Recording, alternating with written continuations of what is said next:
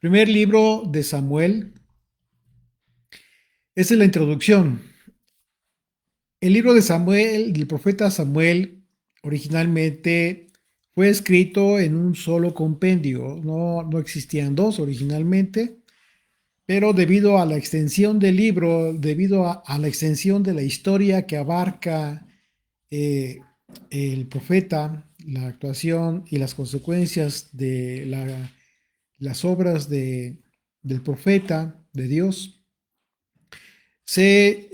finalmente se dividió en dos libros. Así es de que nos disponemos a analizar este primer libro, el primer libro de Samuel. Y recordemos que después de la liberación de Israel, de la esclavitud de Egipto, ¿qué fue lo que pasó con el pueblo de Israel? Bueno, el Señor dirigió a su pueblo al Sinaí, lugar en donde el Señor se manifestó y le dio a su pueblo 10 declaraciones y todos los mandamientos que constituyen la Torá por medio de Moisés.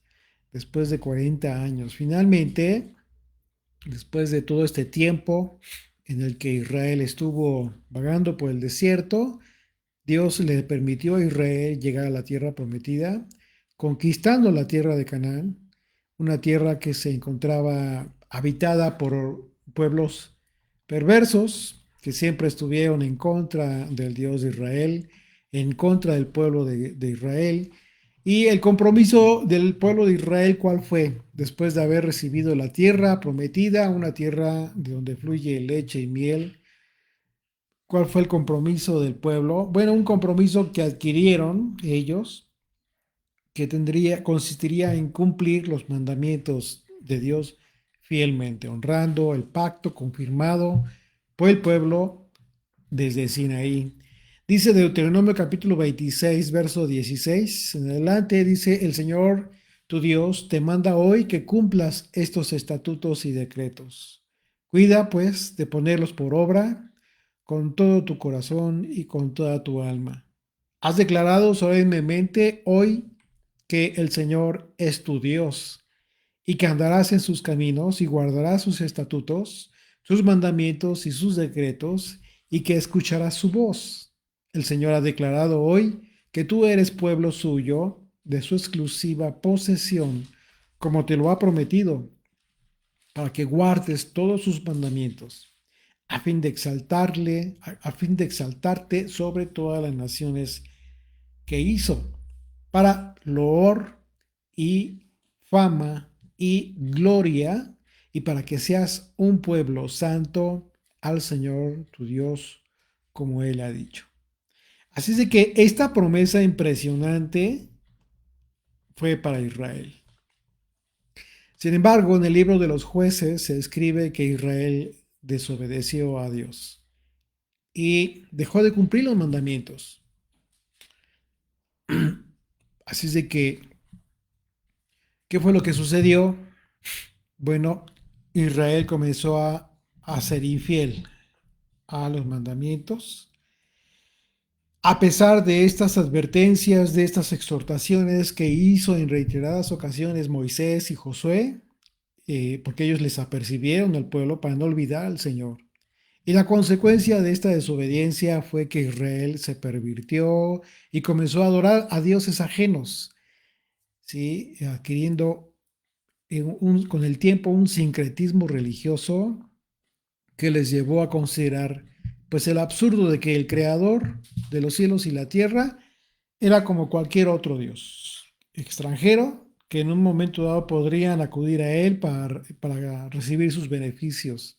De hecho, en el libro de los jueces se repite una expresión que expresa la forma de este tiempo de oscuridad de Israel. Se repite en diversas ocasiones, en estos días no había rey en Israel, cada uno hacía lo que bien le parecía. ¿Qué significa esto? No es que Dios no tuviera rey, por supuesto que sí. Dios era su rey, Dios era su líder, fue su comandante en jefe, o sea, Dios era el que les proveía de todo lo que necesitaban. El problema fue que Israel comenzó a comportarse como si no tuviera un padre, como si no tuviera un rey, como si no tuviera una guía.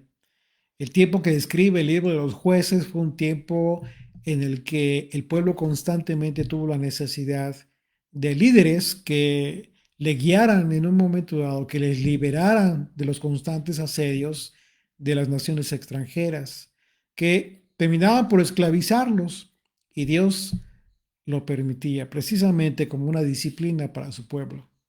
El tiempo de los jueces fue un tiempo de caos moral. Después de estos años de perversión del pueblo, llegó el tiempo en que surgió un profeta llamado Samuel, cuya historia quedó registrada en las escrituras. En el libro de Samuel veremos tres protagonistas primordialmente: el profeta Samuel, el rey Saúl y el rey David. La vida de estos tres personajes hicieron posible que Israel pasara de ser un pueblo gobernado por jueces a ser un reino que es identificado como el reino glorioso de David radicado en Jerusalén. Samuel es el personaje más importante en un primer periodo, en este primer periodo que vamos a analizar, y posteriormente también tiene una participación muy importante durante la vida del rey Saúl, ya que su participación fue muy importante durante la vida del rey. Y fue relevante desde que Saúl llegó al poder y posteriormente cuando Saúl comenzó a fallar en su propósito, ¿por qué? Porque comenzó a ser infiel. Saúl, ya siendo rey, comenzó a ser infiel al Señor. Finalmente el reino de Saúl comenzó a decaer hasta que se verificó su muerte. En el proceso de la decadencia del reino de Saúl, veremos que Dios castigó al rey por su desobediencia. Incluso el Señor permitió que un espíritu constantemente atormentara al rey. Y solo había algo que lo calmaba, que lo tranquilizaba. Era el canto de David con su arpa. Era lo que lo calmaba, los salmos. Y para este momento, David, aún siendo muy jovencito, ya había sido ungido por el profeta Samuel para ser rey, porque el Señor le quitaría el reinado a Saúl finalmente por su desobediencia. Posteriormente, a la llegada de David al trono, el tiempo de reinado de David se describe en dos partes, dos secciones. La primera consta de la descripción de todos estos logros que tuvo David, las victorias que estaban teniendo en su reinado, con, con lo cual se ganó el afecto del pueblo. Primeramente, antes de ser rey. ¿Por qué? Porque él llegó a ser comandante de los ejércitos de Israel. Así es de que mientras David tenía estos logros, estas victorias en las guerras a favor de su pueblo, la vida de Saúl comenzó a decaer y se convirtió en era un caos, en lo cual vamos a confirmar que para que la bendición de Dios permanezca en nuestras vidas, como debió haber permanecido en Saúl, ¿qué es lo fundamental? ¿Qué es lo que necesitamos? Mantener en nuestras familias paz, gozo. En la vida de David llegó un tiempo cuando fue rey que también se convirtió en caos. Su familia, su vida personal fue un caos. Y esto a nosotros nos deja una enseñanza importantísima, porque no podemos pretender ser luz de la calle y oscuridad de nuestra casa y esperar que todo esté bien. Tarde o temprano, la inestabilidad en nuestras familias va a ser objeto de una inestabilidad en el servicio que nosotros le demos a los demás, independientemente de lo que hagamos por los demás. En este caso hablamos de un reinado, imagínense las implicaciones. Desde el inicio del primer libro de Samuel, continúa el relato del tiempo de los jueces y en medio de aquel caos, en ese tiempo, se nos habla de la historia de Ana, una mujer que que no había podido tener hijos. Ella estaba impedida para ser madre, pero por causa del ruego de esta mujer, el Señor le permitió tener a un hijo, a quien le dio por nombre Shemuel, que un nombre es un nombre hebreo y que significa oído de Dios. Y el Señor convirtió el dolor de Ana en un gozo impresionante por causa de este hijo. Así es de que por causa de este gozo de Ana, en la escritura se describe en el capítulo que, que se le conoce como el Cántico de Ana, sí, un hermoso poema, un hermoso poema de gratitud y de alegría por esta respuesta que recibió Ana a sus oraciones. Y en este poema se describe la forma en que Dios rechaza y se opone al orgulloso. Pero por otro lado se exalta al humilde, a quien se humilla delante de él. De hecho, hay una porción del Cántico de Ana que vamos a analizar después, que es muy similar a una porción del Salmo 113. Y se los voy a leer. Dice 1 Samuel capítulo 2, verso 8. Fíjense bien lo que dice aquí, cómo fue su oración de Ana.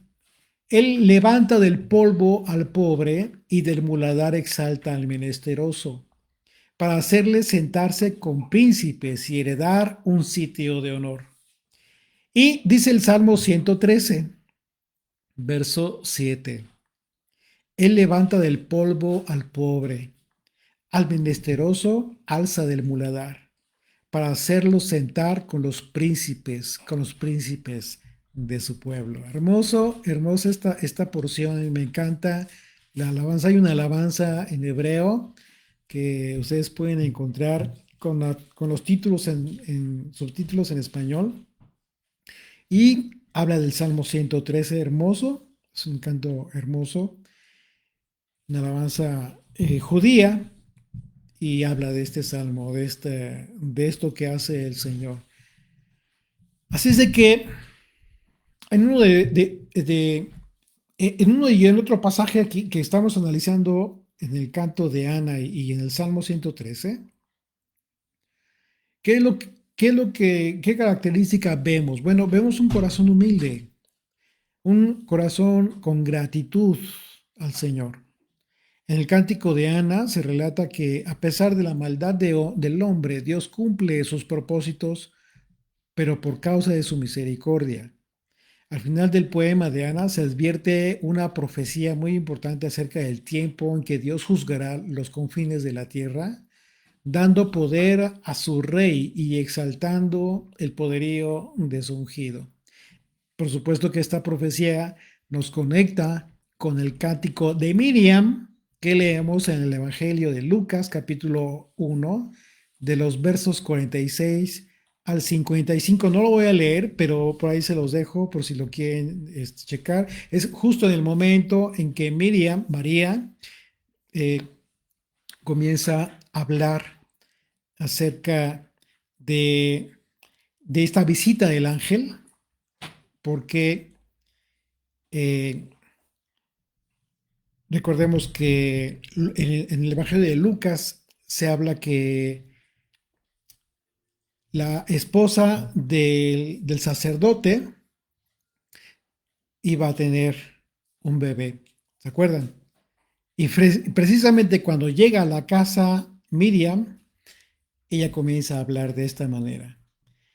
Y entonces, pues bueno, también se habla acerca del próximo nacimiento de Juan el Bautista. Es un pasaje hermoso que habla precisamente de esto. Es una profecía que está conectada con el cántico de Ana. ¿Por qué? Porque nos conecta con el ungido, con el Mesías, con Yeshua. Finalmente, después creció Samuel y se convirtió en el profeta de Israel, y en este tiempo el pueblo filisteo se levantó como un enemigo del pueblo de Israel, uno de los enemigos acérrimos de Israel. Y para este entonces los israelitas, en una actitud de arrogancia, enfrentaron a los filisteos, pero sucedió algo. Ellos se enfrentaron a los filisteos usando el arca del pacto como si fuera una especie de amuleto, ¿sí? Como si fuera un trofeo. Y seguros de que ellos en un momento dado tendrían la victoria. ¿Y cuál fue su error? Pues de que no oraron al Señor. No oraron al Señor para pedir su favor. Como consecuencia de este terrible error, Dios permitió que los israelitas perdieran la batalla y que les fuera robada el arca del pacto por los filisteos. Los filisteos se llevaron el arca del pacto y la pusieron en el templo de Dagón, el dios de los filisteos. Ahí la colocaron como si fuera un trofeo, como si fuera una ofrenda para su Dios. Imagínense nada más qué tontería por parte de estos hombres, de este pueblo. ¿Y qué fue lo que sucedió? Bueno, Dios atacó al pueblo filisteo con una impresionante plaga. Y al darse cuenta de lo que estaba pasando, los filisteos decidieron regresar el arca a Israel, al pueblo de Israel. No pudieron con la santidad del arca. Este acontecimiento es una enseñanza que repercute en todo el libro en referencia al hecho de que en el pueblo debe entender que sus batallas, todas sus batallas, así como hoy en día tú y yo, cualquier batalla que tengamos, debemos pelearla con Dios, pero no pretendiendo usar a Dios como si se tratara de un trofeo o de un amuleto. Porque la característica de Israel, ¿cuál es? Recuerden que a Jacob se le cambió el nombre por Israel. Y el ángel le dio una razón por la cual estaba dando ese nombre a Jacob. ¿Por qué? Porque has luchado con Dios y con los hombres. Así es de que nosotros debemos pelear con Dios para vencer. Y el pueblo de Israel, aún batallando con las actitudes de arrogancia y de ingratitud, acudieron al profeta Samuel para decirle que al igual que las otras naciones, ellos debían, ellos también querían a un rey. Israel llegó al punto en que dijeron, bueno, pues nosotros también queremos un rey, ya no queremos jueces, ya que necesitamos a un rey. En ese tiempo todos acudían al profeta porque era el profeta de Dios, y en un momento pudo haber entendido Samuel que lo estaban queriendo rechazar a él. Sin embargo, la respuesta de Dios para Samuel, cuando él lo consultó, fue en el sentido de que el pueblo no estaba despreciando al profeta, sino que lo estaban despreciando a él, a Dios, porque el Señor debía ser rey y señor de su pueblo Israel. Sin embargo, a pesar de que los motivos del pueblo eran malos, eran pervertidos, el Señor le dijo al profeta Samuel que les permitiera tener a su rey. Así es como llegó Saúl, quien parecía que cumpliría con las encomiendas fielmente. Sin embargo, su desempeño muy pronto se volvió muy trágico. ¿Por qué? Porque comenzó a tener fallas de carácter por haber llegado a ser un rey que se volvió deshonesto, con falta de integridad, incapaz de aceptar sus propios errores, incluso olvidando que era Dios quien le había permitido llegar a ser rey de su pueblo, lo cual derivó pues en una actitud de ingratitud total. Esto provocó que en un momento dado el profeta Samuel confrontara al rey Saúl, que lo reprendiera y al pueblo también, porque Samuel tuvo que recordarle al pueblo que las bendiciones de Dios solo serían posibles si el rey mantenía un carácter humilde y fiel a la ley de Dios. Pero lejos de eso, el rey Saúl se había convertido ya en un rey altanero, orgulloso, deshonesto, ¿sí? Actitudes por las que por sí mismo pues quedó desacreditado para seguir contando con la bendición del Señor y en consecuencia para seguir siendo rey de su pueblo, del pueblo de Dios. Como consecuencia de esto, Dios envió al profeta Samuel para informarle a Saúl que Dios levantaría a un nuevo rey, porque el reino ya no era de Saúl. Con lo cual, Saúl inició su propia caída, cometiendo cada vez más errores que contrariaban la voluntad de Dios. Así es de que Dios escogió nada más y nada menos que a un pastor de ovejas, un jovencito, aún que sería ungido como futuro rey de Israel. Y en esta parte de la historia, la enseñanza tiene que ver con el hecho de que Dios no ve lo que los hombres vemos para tomar decisiones, sino que Dios ve el corazón de las personas para tomar sus propias decisiones y cumplir sus propósitos. Y esa es la razón por la cual escogió a David, incluso siendo casi un niño, un jovencito, que por supuesto iba a ser preparado a través de los años para llegar a ser rey finalmente de Israel. La prueba de esta forma de hacer las cosas de parte de Dios la vemos cuando David derrotó a Goliat. ¿Qué fue lo que pasó en este evento? El Señor nos enseña que lo que da un verdadero poder al hombre es su amor y su celo para con Dios. Y David amaba al Señor. Tan es así que no le importó enfrentar a aquel gigante con tan solo una onda en su mano, sabiendo David que el Señor estaba de su lado. Así la valentía de aquel jovencito. Y es en estos eventos en los que podemos ver que efectivamente los aspectos que abordó Ana en su canto, que es muy, muy importante al inicio de este libro, al hablar de los orgullosos como Saúl y como Goliat, que son humillados hasta su fin, mientras que los humildes como David son respaldados y enaltecidos por el Señor.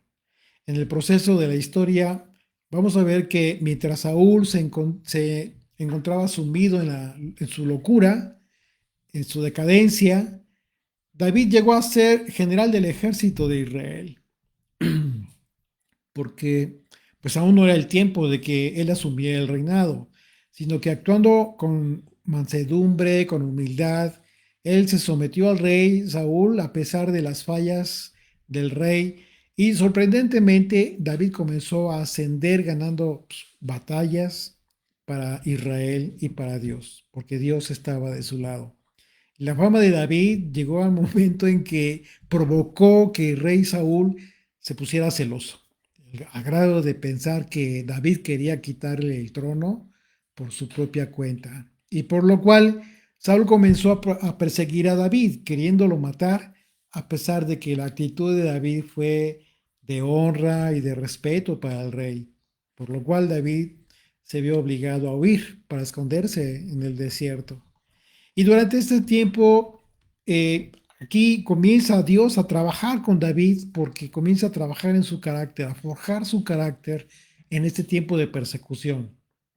Y en esto nos vamos a identificar muchísimo con David. Y si no lo hemos hecho, deberíamos de identificarnos precisamente porque Dios es lo que hace con todos nosotros, nos prepara. Durante este tiempo que David estuvo huyendo de Saúl, podremos ver que el carácter de David sí se fortaleció. Y la razón por la que Dios lo ungió a través del profeta Samuel para ser rey. ¿Por qué? Porque no perdió la esencia de su corazón. En diversas ocasiones David tuvo la oportunidad de acabar incluso con la vida de Saúl. Se describe en las escrituras diversas ocasiones que tuvo la oportunidad de matarlo. Sin embargo, no lo hizo por una razón muy importante.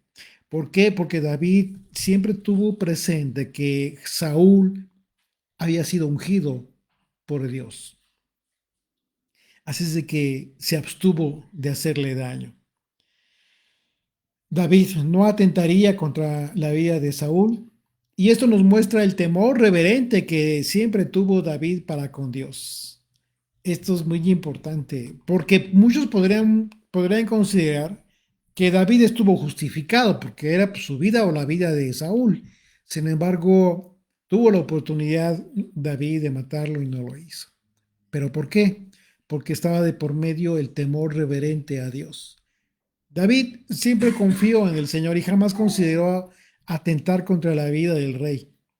David fue paciente y esperó la confirmación de su unción como rey de Israel. Mientras tanto, tuvo que huir de la persecución del rey y como consecuencia en este tiempo, pues muchos de los salmos que escribió David hablan de este tiempo de aflicción y persecución y dichos salmos expresan una actitud de confianza en el Señor. Finalmente, Saúl murió durante una guerra contra los filisteos, o sea, no hubo necesidad de que lo matara David, fueron los enemigos de Israel quienes acabaron con la vida del rey Saúl.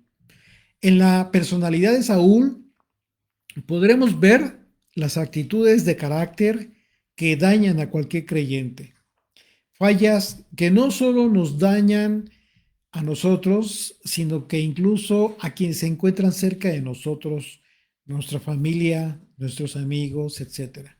De manera que aprendemos que necesitamos contar con la ayuda de Dios para lidiar con las actitudes que debemos quitar de nuestras vidas. Debemos seguir trabajando siempre en todas esas actitudes erradas, equivocadas, en las que de alguna manera ya entendimos que debemos quitar de nuestra vida. Y por otro lado, en David aprendemos las actitudes de confianza, de mansedumbre, respeto por los planes de Dios en nuestras vidas. David tuvo muchos motivos para pensar que Dios lo había abandonado. Sin embargo, siempre fue más su confianza y la fortaleza en Dios que su duda. Este primer libro de Samuel nos muestra las actitudes de carácter de Saúl y de David. Y el propósito para nosotros es que nosotros mismos tengamos la oportunidad de ver qué actitudes tenemos de uno y de otro. Y en su caso, tener la oportunidad de corregirnos. Pues de eso se trata el estudio de las Escrituras. De perfeccionarnos y conocer las actitudes que le agradan a nuestro Padre Celestial. La confianza y la perseverancia de David nos enseñan y nos confirman que a pesar de la maldad del hombre, Dios va a cumplir su propósito, rechazar al orgulloso y exaltar al humilde de corazón. Cuando nació Samuel, fíjense lo que sucedió. Después de sacrificar al toro, llevaron al niño a Elí. Señor, ¿se acuerda de mí? Preguntó Ana. Soy aquella misma mujer que estuvo aquí hace varios años orando al Señor. Le pedí al Señor que me diera este niño y Él concedió mi petición. Ahora se lo entrego al Señor y le pertenecerá a Él toda su vida. Y allí ellos adoraron al Señor. Benito Rey, gracias por esta oportunidad que nos das de estudiar, comenzar a estudiar un libro más de las Escrituras. Permítenos seguir aprendiendo de todas las cosas que has hecho con tu pueblo, de todos aquellos hombres y mujeres protagonistas de que forjaron la historia de tu pueblo, Señor. Gracias, Padre Santo, por todo esto que nos permites aprender, por tu misericordia y por tu bondad. En el nombre de Yeshua. Amén.